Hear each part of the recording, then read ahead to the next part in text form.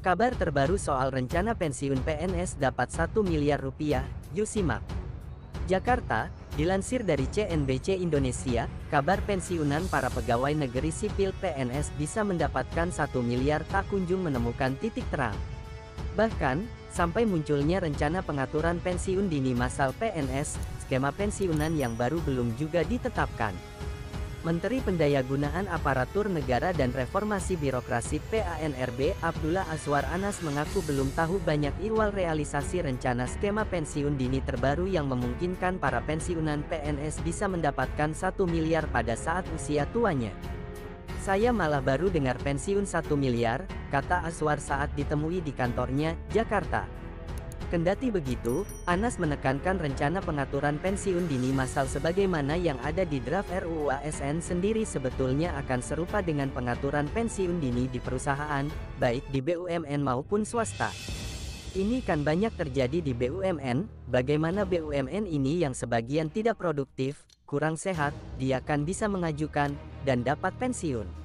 Nah, bagaimana dengan jumlah ASN yang sekarang 4,2 juta ini yang kadang sebagian sudah sakit, tapi tetap hanya terima gaji," tuturnya.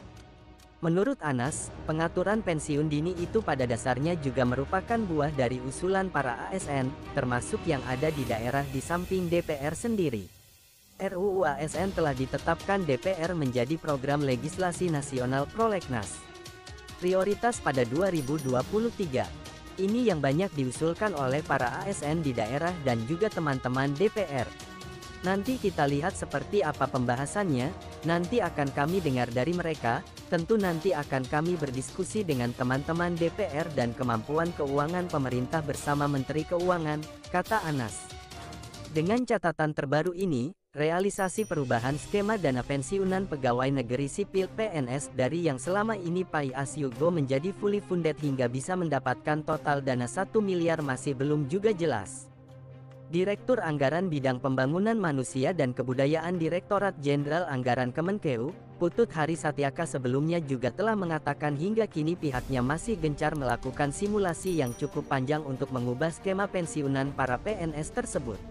Belum ada tahapan ke finalisasi perubahan skema. Belumlah 2023. Masih perlu simulasi yang cukup panjang karena konsekuensinya cukup besar. Artinya skema pensiun dari manfaat pasti ke iuran pasti itu konsekuensinya sangat besar, kata Putut saat ditemui di kantor Kementerian Keuangan, Jakarta. Seperti diketahui, saat ini skema pensiunan PNS adalah pay as you go, di mana perhitungan skema ini adalah dana pensiun dari hasil iuran PNS sebesar 4,75% dari gaji yang dihimpun PT Taspen ditambah dana dari APBN. Dengan skema yang baru ini atau disebut dengan iuran pasti alias fully funded, uang pensiunan yang diterima PNS akan lebih besar, karena iuran yang dikenakan adalah persentase dari take home pay THP, yang jumlahnya lebih besar.